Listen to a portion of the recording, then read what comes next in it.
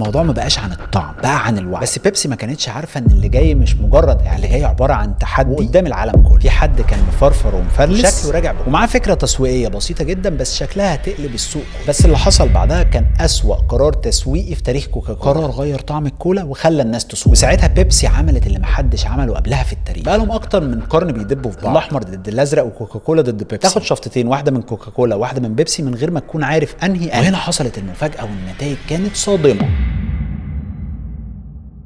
في حرب شغاله بقى لها اكتر من 100 سنه، مش بين لا دول ولا جيوش ولا كواكب، بين مشروبين، الاحمر ضد الازرق، كوكاكولا ضد بيبسي. واللي يضحك ان اللي بدا الحرب دي اصلا ما كانش عايز يشتغل في قار المشروب. سنه 1886 صيدلي امريكاني اسمه جون بيمبر كان قاعد في ولايه اتلانتا في الصيدليه بتاعته بيعمل شوربه للصداع، سكر، كافيين، شويه اوراق الكولا ورشه كوكايين خفيفه كده على الماشي. وساعتها كان الكوكايين مصرح بيه عادي. وده الشوربه دي ولقى طعمها حلو وبدا يبيع المشروب ده في الصيدليه بتاعته ب5 سنت. لكن الراجل ده ما كانش يعرف ان هو هيكون السبب في اطول حرب تجاريه في التاريخ. النهارده الشركه دي بتساوي اكتر من 286 مليار دولار. بس مش عايزك تستعجل يا مجنون، عشان بعد كام سنه هيجي صيدلي تاني يقرر ان هو يتحدى الامبراطوريه. بعد 12 سنه في صيدلي تاني اسمه كاليب برادهان قرر ان هو يعمل مشروب ينافس المشروب الاولاني. بس الغريب انه ما كانش عامل المشروب ده للصداع ولا عشان ينافس المشروب الاولاني اصلا، كان عامل المشروب ده عشان يعالج عسر الهضم. بدا المشروب ده في صيدليته الصغيره وسماه برادز درينك، عباره عن خليط من سكر وفانيليا وجوز الكولا. بس بعد كام سنه لقى الاسم مش جذاب، قال لك انا لازم اسميها اسم يكون ترند. قال لك هو عسر الهضم اسمه ايه؟ بيبسي. قال لك يبقى توكلنا على الله، بيبسي كولا. المشروب انتشر جدا والناس حبوه. برادهان فتح الشركه بتاعته سنه 1900 وفي اقل من كام سنه بقى عنده مئات من الامتيازات في 24 ولايه. كوكاكولا بدات تقلق فعلا، بس فجاه الدنيا اتقلبت. سنة 1917 قامت الحرب العالمية الأولى وسعر السكر طار من 3 سنت ل 28 سنت. الراجل حاول يجرب بدايل بس الطعم اختلف تماما. الناس بدأت تلاحظ وتاخد بالها والمبيعات انهارت. في 31 مايو سنة 1923 اعلنت بيبسي الإفلاس وباعت أصولها كلها ب$30,000 بس تفتكر كده الحكاية خلصت؟ أنا كمنجوجو ما أظن. ما تيجي نبص على كوكاكولا لحسن احنا سايبينها بقالنا شوية. في الثلاثينات كوكاكولا كان عندها مشكلة غريبة جدا، الناس كانت شايفاها مشروب الصيف. يعني محدش كان بيشرب كولا في الشتاء، وده طبعا بالنسبة لهم كارثة، لأن المصنع مش المفروض ان هو ينام 6 شهور في السنة. فقرروا يستعينوا بفنان اسمه هيدون ساندبلوم، قالوا له عايزين نحط صوره كوكاكولا في الكريسماس. في اللحظه دي اتولدت صوره سانتا اللي انت بتشوفها لحد النهارده، لطيف وبدلته حمراء زي لون كوكاكولا بالظبط. كده كوكاكولا قدرت ان هي تخلي الناس تشربها في اي وقت حتى والتلج مغطي الشوارع. بس استنى، هي مش وردي قوي. في حد كان مفرفر ومفلس شكله راجع ومعاه فكره تسويقيه بسيطه جدا بس شكلها هتقلب السوق كله.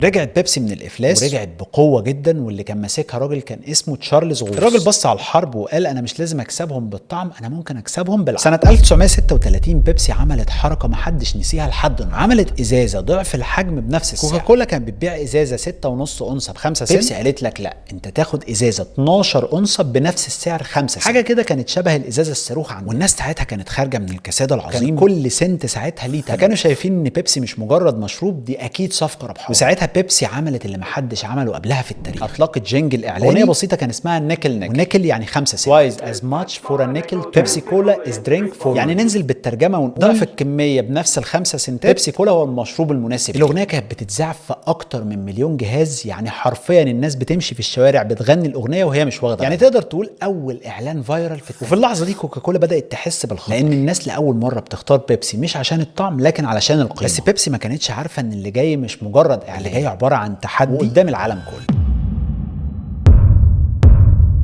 السبعينات كانت مولعه بالاعلانات والمنافسه بين الشركات، الناس كانت عارفه كوكاكولا وبيبسي والاثنين بيدعوا ان طعمهم احلى. فبيبسي قالت لك تعالى نسيبنا من الكلام ونعملها عمل. وده كان بدايه حمله اسمها ذا بيبسي تشالنج، تاخد شفطتين، واحده من كوكاكولا واحده من بيبسي، من غير ما تكون عارف انهي. وهنا حصلت المفاجاه والنتائج كانت صادمه، الناس اختارت بيبسي بنسبه اكتر والاعلام خرب، والصحف والاعلانات كانت بتقول ان بيبسي بتغلب كوكاكولا في اختبار الطعم، وكوكاكولا حرفيا دخلت في ازمه هويه. بس انت عارف الغريب ان هم عملوا اختبارات داخليه، والمفاجاه ان اغلب الناس اختارت بيبسي بس الازمه كانت حصلت، كوكاكولا فقدت الجمهور كله بقى شايف وعارف ان بيبسي طعمها احلى. الناس بدات تسال سؤال واحد، هي فعلا كوكاكولا احلى ولا احنا بنشربها عشان اتعودنا عليها؟ بس اللي حصل بعدها كان اسوأ قرار تسويقي في تاريخ كوكاكولا، قرار غير طعم الكولا وخلى الناس تصور.